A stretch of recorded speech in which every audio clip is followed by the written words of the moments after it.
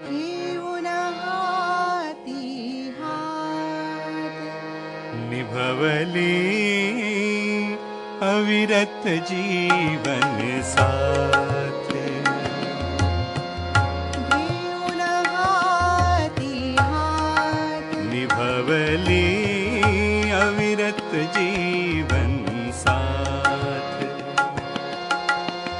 कधी दाटले नभ काळोखी कधी उमलली फुले. सहवासाची सोन सहवासाची सोन पावले. सहवासाची सोन सहवासाची सोन पावले. श्रोतेहो नमस्कार. श्रोतेहो, काही नाती अशी असतात जी काळाच्या ओघात फक्त टिकत नाही तर अधिकच सुंदर होतात, अधिकच घट्ट होत जातात. आज आपण अशाच एका सुंदर सहप्रवासाचे साक्षीदार होणार आहोत, जिथे 50 वर्षांचा सहवास फक्त एक आकडा नाही तर हजारो आठवणी, असंख्य क्षण आणि न बोलताही समजणारी एक जिव्हाळ्याची भावना आहे. सहवासाची सोनपावले या आपल्या कार्यक्रमाअंतर्गत आज आपण भेटणार आहोत अशाच एका सुंदर दाम्पत्याला, ज्यांनी आयुष्याच्या प्रत्येक वळणावर एकमेकांची साथ कधीच सोडली नाही. स्वागत करूया श्री दत्तात्रय उत्तरवार आणि सौ उर्मिला दत्तात्रय उत्तरवार यांचं. नमस्कार. नमस्कार. तुम्हा दोघांचंही आकाशवाणी चंद्रपूर केंद्राच्या वतीनं खूप खूप स्वागत. सगळ्यात पहिले हे गुलाबाचं फूल तुम्ही एकमेकांना द्यायचं आहे. ह्या क्षणाला आता तुमच्या काय भावना आहेत आणि तुमची पहिली भेट कशी झाली हे ऐकायला आम्हाला सगळ्यांना आवडेल आणि श्रोत्यांनाही. नाही, पहिली भेट म्हटलं तर 25 मे 1967 मध्ये आमचं लग्न झालं. 1967 हा काळ परंपरेचाच होता हं. आणि पारिवारिक परंपरेचा होता. गुरुवार होता. अच्छा. हं. त्यावेळेला मुलीकडले लोक हं. वरसंशोधनासाठी फिरायचे. हं. मग ते निमंत्रण द्यायचे, या बा आमच्या मुलीला पाहायला. अच्छा. त्याप्रमाणे आपण निमंत्रणापर्यंत जात होतो हं. मुलीच्या घरी. त्याप्रमाणे पांढरेकवड्याला आमचे एक इंजिनियर मित्र होते, जाजी म्हणून. हं. हं. त्यांच्यासोबत पांढरेकवड्याला गेलो हं. आणि तिथे आता हा कांद्या पोह्याचा नाही का ते गाणं अच्छा. आहे, कोणतं गाणं आहे, पोहे चहा. अच्छा. तसा तो कार्यक्रम झाला तुमचा. झाला. हं. आणि मग एकमेकाची पसंती झाली. हं. हं. तर मोहर उमटली पसंतीची. अच्छा. त्यानंतर मुहूर्त काढला. नागपूरला नागपूर टाइम्स मध्ये हं. श्री मंगल कार्यालय होतं. हं. त्या ठिकाणी 25 मेला हं. लग्न झालं. 25 मे 1967 ला. अच्छा. तेव्हापासून आमचा हा प्रवास सुरू झालेला आहे. हं. काकूंना काहीतरी सांगायचं आहे, म्हणजे त्यांची काहीतरी विशेष आठवण आहे. हं. मुख्य चुकलं म्हणजे एका गुरुवारी हे मित्राला घेऊन बघायला आले. हं. घरच्या कोणाचा काही आधार नव्हता. हं. नागपूरवरूनच रामदास मधून आले हं. आणि एक गुरुवार गेला मधात. हं. पण हं. त्या दिवशी यांनी फक्त नाव विचारलं मला अच्छा. आणि रामायण दिलं वाचायला. अच्छा. त्यांच्या अरे वा. मित्रांनी. हं. हं. मी ते वाचलं. हं. मला बाकी काहीच नाही. खूप हे छान, विचारलं. खूप छान. बाकीचं काहीच विचारलं नाही. उंची नाही, नाव नाही, गाव नाही, काही नाही. बरं, म्हणजे तसे तुमचे ते सुर जुळले त्यावेळेला. घरानं मुळात साईबाबाचे भक्त होतं. देव राजाश्वर आहे, महादेवाचंच आहे. पण तो आम्ही नकळत साईबाबाशी जोडले गेलो. अच्छा. हिंदू परिवार. आणि लग्न झाल्यानंतर दरवर्षी मुलाबाळासह शिर्डी आणि आधी शेगावला जात आमचं होतं. माहेर मी शेगावची भक्त होती. हे शिर्डीचे. माहेरचं गजाननवारचे भक्त, आम्ही साईबाबाचे भक्त. हं. दरवर्षी जायचं, शेगावला पारायण करायचं, तिथला आटोपला प्रसाद घ्यायचा, मग शिर्डीला घ्यायचं. तिथे तेवढं 3 दिवस पार कर, मोठं आहे ना ते साई चरित्र. अच्छा.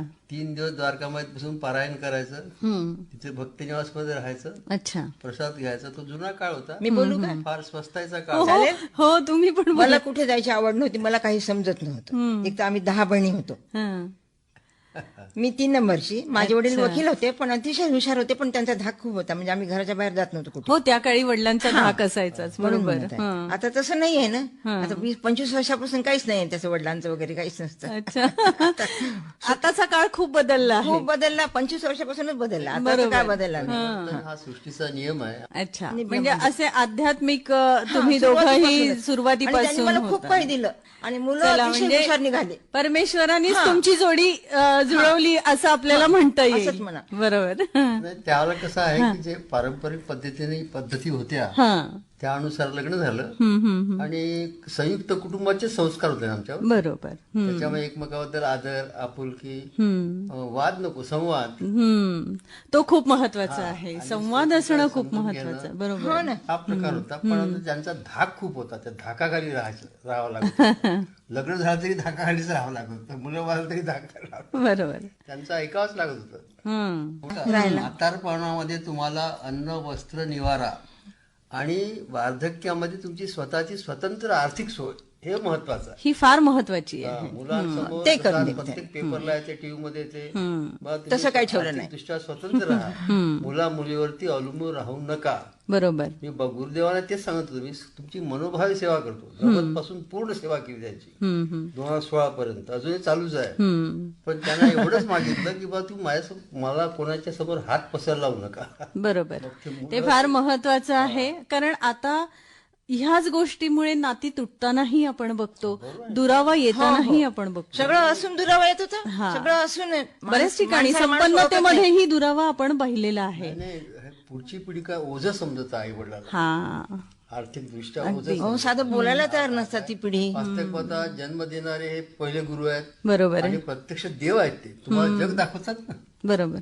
मग याच्यापेक्षा अजून काय पाहिजे? म्हणून तुम्हाला आणि काका म्हणजे त्या काळात रस्त्यावर अभ्यास करून मेरिट मध्ये आले. असलाच पाहिजे. हो का? दोन्ही गोल्ड मेडल आहे त्यांचे आता पण. कन्नमवार दिलेले, खोब्रागडे दिलेले. अरे मी वा, जपून वा. ठेवले मुलांना दाखवायसाठी. खूप छान, खूप हो, आणि मुलं तसेच हुशार निघाले. अच्छा.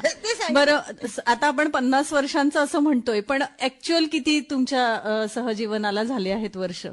2017 मध्ये पूर्ण झाले 50 हा. आणि आता इथले वर्ष हे 9 वर्ष, अच्छा. टोटल 59 वर्ष झाले. बापरे. मी 17 वर्षाची म्हणजे होते. अनुकरण मला काही कळत करण्यासारखं आहे की 59 वर्ष एकमेकांची सोबत करत तुम्ही तुमचं सहजीवन पूर्ण करत आहात. म्हणजे इतकं छान, अजून छान चालू आहे सगळं छान. आपण या वयामध्ये निरपेक्ष असलो पाहिजे. बरोबर. जसं मुलाकडून, सुनेकडून किंवा मुलीकडून कोणी आपण अपेक्षा ठेवू नये. नाही, पहिल्यापासून त्यांचं- निरपेक्षवालेच त्यांचं आहे. करायचं आपण कर्तव्य म्हणून. आणि त्यांनी त्यांच्याकडे पण, अपेक्षा नाही म्हणते हे. त्याच्यावर असं सेवाभाव शिकवलं मला. आपल्या आई वडिलांबद्दल आदर ठेवून त्यांनी पण सेवा करणं अपेक्षित आहे. बरोबर आहे. तरच ते त्याला आपण आता आपलं कसा सनातन धर्म आहे, हिंदू धर्म आहे आणि कौटुंबिक संस्कार एक लहानपणापासून आपल्यावरती होतात आणि ते संस्कार पक्के होतात ना. बरोबर. असं नाही, लहानपण होत असल्यावर तर त्या संस्काराची जाणीव ठेवून आता या नवीन पिढीला तर मला एवढंच सांगायचं बा, तुम्ही आई वडिलाच्या त्यांना देवता माना, जन्मदाते आहेत ते, तुम्हाला जग दाखवलं, त्यांच्याबद्दल सेवा करा किंवा करू नका, पण त्यांची काळजी घ्या मात्र. त्यांची काळजी घ्या, त्यांच्याबद्दल कृतज्ञता ठेवा. शक्य असेल तेवढी सेवा करा. अगदी काळजी केली तरी आई वडिलांनी ओझ होऊन राहू नये. शेवटी ते कर्तव्य आहे ना की आपलं. तुम्ही एकत्र बसा, आठवड्यात जेवण करा आणि कोणत्या विषयावर पण बोला. संवाद असला पाहिजे, संवाद कुटुंबामध्ये असला- संवाद असला संवाद पाहिजे. असला पाहिजे. एकमेकाला बिलकुल समजून बिलकुल. घ्या, बरोबर. आपुलकीनं राहा. आणि कुटुंब संस्थाबाई अलीकडे आपल्या भारतावर इंग्रजांनी राज्य केल्यामुळे त्यांनी पहिला प्रहार कुटुंब संस्थेवरच केला. बरोबर. त्यांची कुटुंब संस्था कशी विस्कळत होईल हे त्यांनी पाहिलं. आपल्या भारतातली Isolation चांगलीच आहे. खूप आलाय ना. भारत देश चांगला आहे Isolation खूप आलेला आहे. मी, माझी बायको, माझे मुलं बाळा याच्या पलीकडे माझी दृष्टी नाही. हा, पण आता हे बरचसं ठिकाणी असं बघतोय हो. की संकुचित वृत्ती ठेवायची, आपल्या आपल्या याच्यामध्ये राहायचं ते आणि नवऱ्याला विचारत नाही आजकालची. असं असू नये आपलंच असं मला फक्त म्हणायचं बघतात. आहे. इथून आहे संस्कृती. त्यांनी- काय त्याला ठीक आहे, उपाय नाही काही परिवर्तन हा त्याला. सृष्टीचा उपाय नाही नियम काय आहे. बरं त्याला आता. जसं आता त्या नेहमी सत्संगामध्ये आम्ही जातो. सत्संगामध्ये आम्ही जातो. देव महाराज मी भिवापूरमध्ये मी घरोघरी गेलो म्हणे काका म्हणे. पण प्रत्येक घरी आई वडील दोघंच म्हणे, कुठं आहे मुलगा असून बेंगलोर, कुठं आहे हैदराबाद, कुठं आहे. एकमेकांबद्दलचं अफिनिटी आहे. त्यांच्या एकमेकांबद्दलचे संवाद आहेत. एकमेकांबद्दल काळजी घेतात. अंतर जरी दूर असलं, काही अडचण आहे का असं ते पाहतात म्हणे. पण हे कशामुळे झालं म्हणे ते, हे सत्संगाचे जे संस्कार आहेत, आई वडिलांचे संस्कार मुलांवरती घातले आहेत, की आपला देश हा राम आणि कृष्णाचा आहे. बरोबर. आणि पुरातन काळ राजा हरिश्चंद्राचा पण सत्ययुगापासून जे कृत्ययुग, मग त्रेतायुग रामाचं, मग द्वापारयुग कृष्णाचं, मग आता कलियुगामध्ये आपण. आणि परिवर्तन हा आपण दर 5 वर्षांनी अनुभवतो.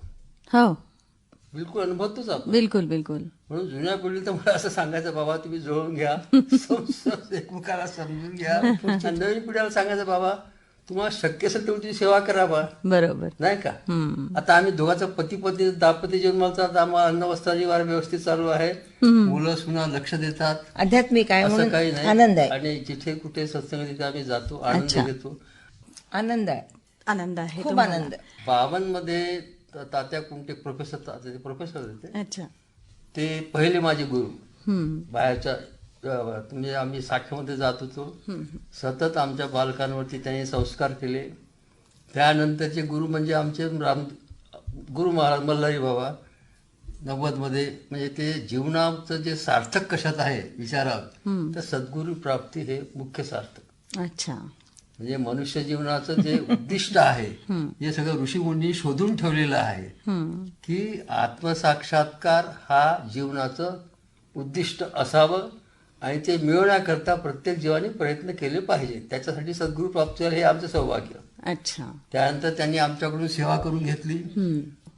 आणि 2007 मध्ये रामदेव बाबाचं संपर्कात आल्यामुळे ध्यान, योगा, प्राणायाम, त्याच्यामुळे शरीर स्वस्थ ठेवणे हा एक नियम जीवनात अवश्यंभावी झाला. आम्ही तो पाळतो. अच्छा. त्यामुळे शरीर स्वस्थ ठेवून आमचा हा जो प्रवास आहे भक्ती मार्गातला दोघांचाही चालू आहे. तुम्ही दोघांनी जवळपास आता सांगितलं की 59 वर्षाचा काळ एकत्र घालवला. त्या काळात सगळ्यात आनंदाचा क्षण ज्याने तुम्ही म्हणजे त्या परमेश्वराचे कायम धन्यवाद करता, तो क्षण तुमच्या आयुष्यातला कोणता दोघांच्याही? आता आनंदाचा क्षण म्हटल्यानंतर काय की निवारा हा आवश्यक असतो. बरोबर. तो निवारा प्राप्त झाला 1987 मध्ये. अच्छा. स्वतःचं घर तुम्ही केलं. स्वतःचं घर, स्वतःच्या स्वगृही आम्ही राहायला लागलो. तो एक आनंदाचा क्षण. त्यानंतर लगेच 3 वर्षांनी ही सत्संगात जायची गंगामाऊलीकडे. आणि गुरुविषयी नेहमी विवेचन व्हायचं. मी हिला एकच सांगितलं, सद्गुरू आपोआप आपल्या घरी येतील. त्याचं चिंतन चालू ठेवतो. कसं म्हटलं तू लक्ष ठेव म्हटलं. आणि ते खरं निघालं. पाटील काकाला पाठवलं त्यांनी, या म्हणून बोलावलं. आणि भास्करराव इथे राहतात, मधुकर भास्कर असं म्हणतात, त्यांच्याकडे ते यायचे. परंतु भक्ती मार्गाची एवढी जाणीव नव्हती. हे प्रगल्भता म्हणतो आपण, बरोबर, बुजुर्गपणा, त्यातली प्रगल्भता बाबांकडे आल्यानंतर आली ती हळू. अच्छा. त्याच्यामुळे काय झालं की सांसारिक जीवन हे कठीण न वाटता, ओझं न वाटता हलकं वाटायला लागलं आणि आनंददायी वाटायला लागलं. अच्छा. आता जसं मध्यमवर्गीयामध्ये आपल्या मुलांबद्दल काय अपेक्षा असते, त्यावेळेला इंजिनिअरिंग डॉक्टरची क्रेज होती, जास्त डॉक्टरची क्रेज होती. आता मी स्वतः डॉक्टर व्हायचं माझं स्वप्न होतं, पण ते आर्थिक परिस्थितीवर होऊ शकलो नाही. पण जेव्हा आमच्या मोठ्या मुलाला म्हणजे उमेशला गव्हर्नमेंट मेडिकल कॉलेजला ऍडमिशन मिळाली, तेव्हा मला खूप आनंद झाला. पैसे भरले पाहिजे 348 रुपये 10 पैसे. बापरे. खूपच मेरिट आला तो. बोलावलं मी आणि तो दोघे मिळून गेलो आम्ही.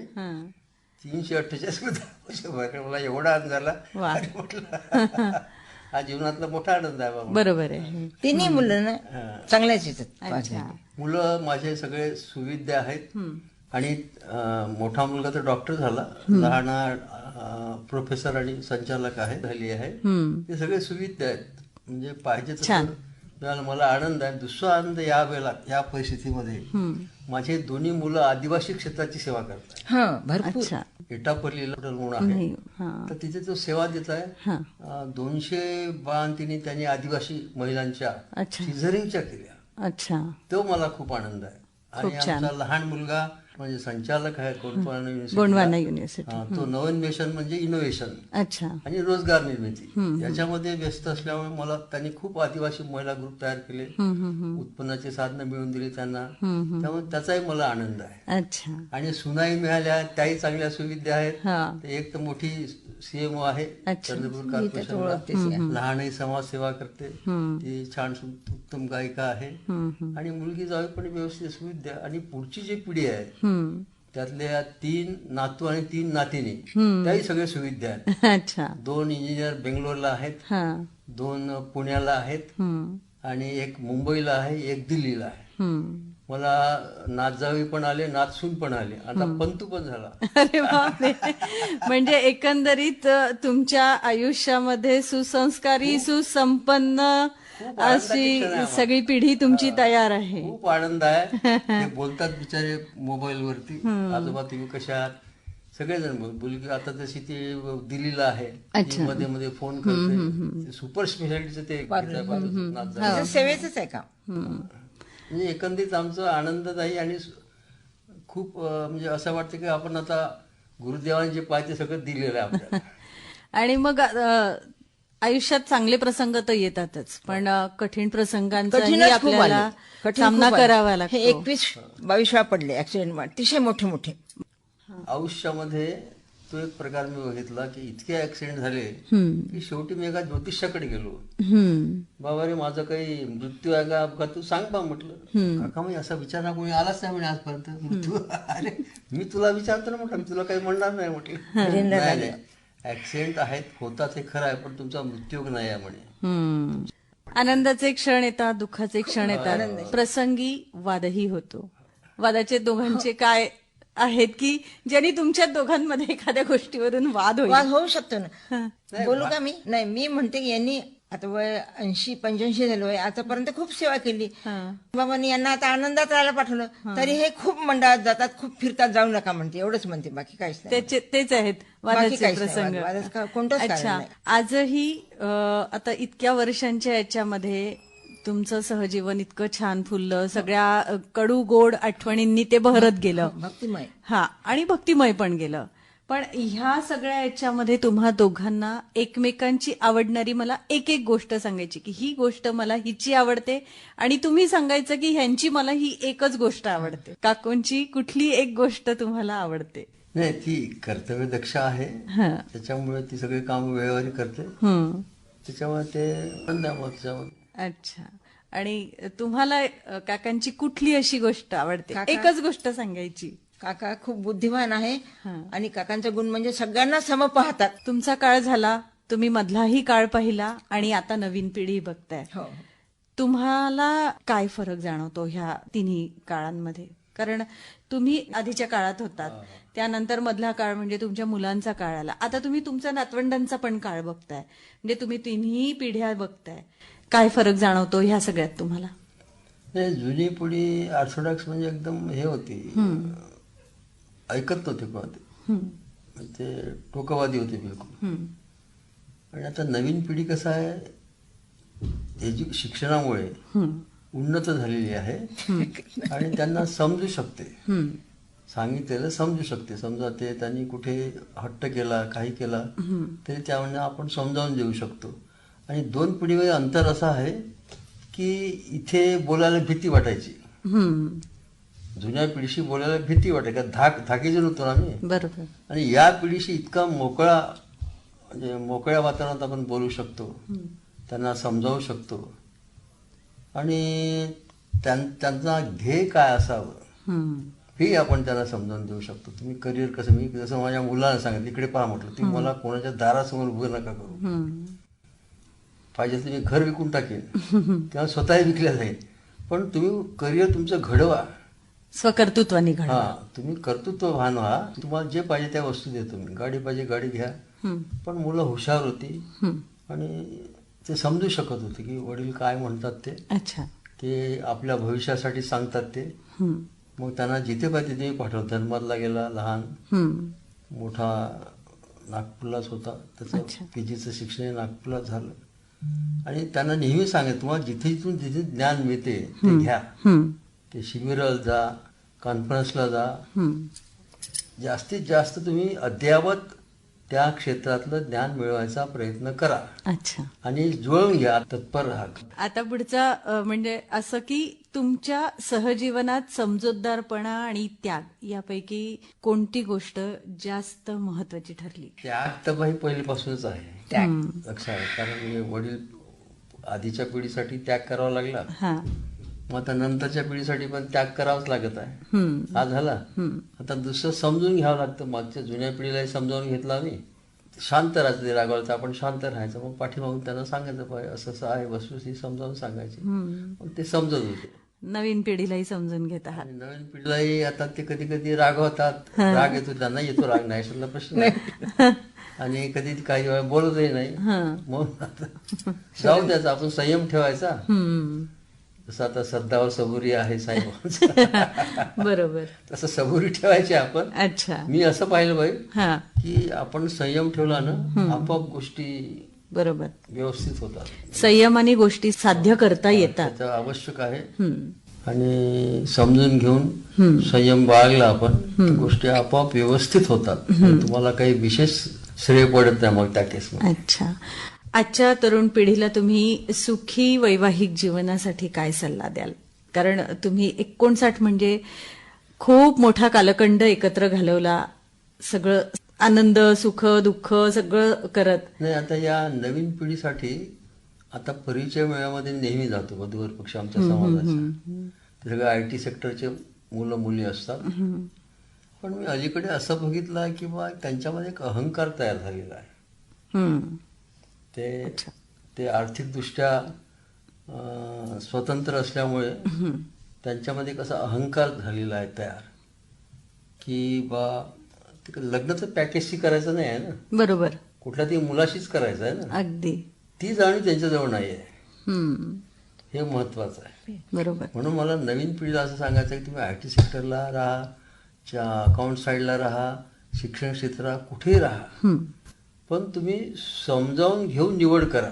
म्हणजे आता अलीकडे जोडीदार निवडताना सजग राहून करा. आता कसं आहे की घटस्फोटाचं प्रमाण वाढत आहे. प्रचंड. आता या वर्षी लग्न झालं, दुसऱ्याच वर्षी काडीमोड, म्हणजे काय प्रकार काय आहे? तर हे बरोबर नाहीये. म्हणून म्हणता की आता अलीकडे लग्नाचे वय खूप वाढत आहेत. हा. खूप वाढत आहे. ह्याचा एक म्हणजे वय वाढण्याचं एक कारण म्हणजे आताचे शिक्षण आहे, मान्य शिक्षण. आहे. हा. मान्य आहे, परंतु तुम्ही निर्णय नाही घेत ना. समजा तुम्हाला लग्न करायचं आहे ना, मग निर्णय घ्यायला पाहिजे. बरोबर आहे. निर्णयच घेणार तर लग्न कसं होणार? बरोबर. आणि तुम्ही वैवाहिक जीवनात येणार कसे मग? पुढे पाहू अजून जास्त. तसं नाही आहे. तुम्ही समजावून गेले. समजा तुला एक 10-12 लाखाचं पॅकेज असं मुलीला, आणि समजा 12-13 लाखाचं पॅकेज मुलाला आहे. ती म्हणते 12-13 लाख पॅकेजवाली 30 लाखाचं पाहिजे म्हणते. अरे पण तुम्ही समंजसपणा असा दाखवा, दोघांचं मिळून तुमचं एवढं उत्पन्न होते, आणि पुढे पुढे तुमची प्रगती आहे ना. हो. नोकरीमध्ये प्रगती आहे. अगदी पहिल्या पायरीवरच आपल्याला सगळं काही मिळेल. कसं ह्या अपेक्षा मुलींनी किंवा मुलांनीही करणं चुकीचं होईल. सुनबाई आहे, तिथे इन्फोसिस मध्ये हेड होती, मोठ्या पदावर होती, आता ती ऑस्ट्रेलियात होती. अच्छा. तर ते तुम्हाला हळू तुमची प्रगती होते ना. तर हे त्यांच्या लक्षात कोणते आणून द्यायला पाहिजे की तुम्ही वस्तुस्थिती मान्य करा. One must realise the fact. काय वस्तुस्थिती तुमच्या समाजामध्ये उपलब्ध आहे, आणि तुम्ही कुठेतरी थांबायला शिकलं पाहिजे ना. बरोबर आहे. थांबताही आलं पाहिजे. अन्यथा रिझल्ट मिळणारच नाही ना. बरोबर आहे. नाही मिळणार रिझल्ट तुम्हाला. एकमेकांसाठी काय करायचं राहून गेलं इतक्या वर्षांच्या आयुष्यात, की काकूंची एक इच्छा होती आणि ती मी केली नाही पूर्ण, अशी काही खंत राहिली का मनात? काय असं तर काय नाही. मग दागिने जे पाहिजे तेव्हा सद्गुरू दिले आम्हाला, ते करून दिलं, घेतले आणि दिले वापस. यांनी मला करून दिलं. अच्छा. त्याच्यानंतर मी घरासाठी प्रार्थना केली, किती माझा देव दयाळू आहे, केवढी मोठी जागा मिळाली हो. मी असं बघितलंय की त्यातूनच तुमची समृद्धी आहे. महत्वाचं आहे. त्याग करायला शिका म्हटलं, गुरुदेवच आपल्याला देतील म्हटलं. दिले त्यांनी, असं काय काही पटीने दिले असं काही नाही. तर त्यागामध्ये सौख्य आहे, बरोबर, समाधान आहे, आनंद आहे. म्हणून मला असं सगळ्यांना सांगितलं, तुम्ही त्याग करायला शिका. आणि सेवा, आणि अगदी बरोबर. सामाजिक जबाबदारीची जाणीव ठेवा. आपल्यापेक्षाही काही दुर्लक्षित लोक आहेत आणि ज्यांना तुमच्या सेवेची गरज आहे, पण त्याची जाण असली पाहिजे आपल्याला. बरोबर. त्या सबकाचं एवढं मोठं उदाहरण आहे. हो. तिने तर शून्यातून विश्व निर्माण केलं, काहीच नव्हती जगात, खरंय, बिलकुल रस्त्यावर होती. माझं म्हणणं तेच आहे, पण कुणाला म्हणायचं आपण? 2000 लेकराची माय आहे, ती सर्व सोडून गेली बिचारी, पण सर्व करून गेले बरोबर ना. आहे.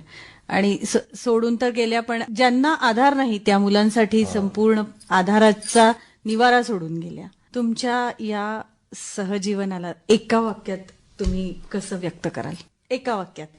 नाही, प्रत्येक क्षेत्रातून आम्हाला जायला मिळालं, संधी मिळाली, त्याच्यात आम्हाला समाधान आहे. आणि आमच्या पुढच्या त्याच्याही पुढच्या तिसऱ्या पिढीचं त्यांच्याही बद्दल समाधान आहे. आम्ही एकदम दोघेजण समाधानी आहोत.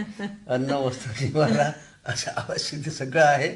आणि प्रत्येक विषयाबाबतीतलं आयुष्यात ज्या ज्या गोष्टी येतात त्या प्रत्येक अनुभवातून आम्ही गेलो आहे. अच्छा. असं कुठले क्षेत्र राहिलं नाही की त्या क्षेत्राला आम्ही स्पर्श केला नाही. खूप छान. म्हणजे इतकं आध्यात्मिक राहूनही एवढं समृद्ध जीवन तुम्ही दोघं जण जगलात, एकमेकांना सांभाळत, एकमेकांची साथ देत तुम्ही 59 वर्ष हा संसार केला.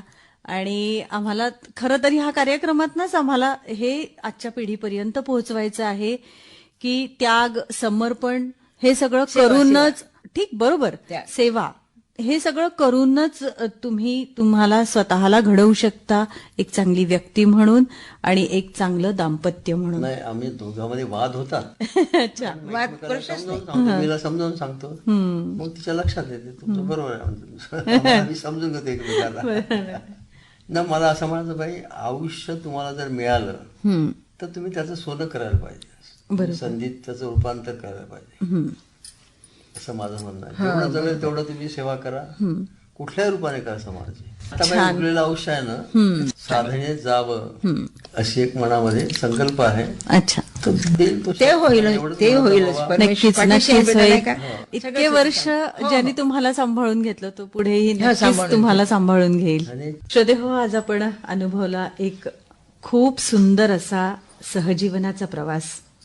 50 वर्ष, कधी हसत, कधी रुसत, कधी एकमेकांचा हात घट्ट धरत आणि कधी न बोलताही एकमेकांना समजून घेत.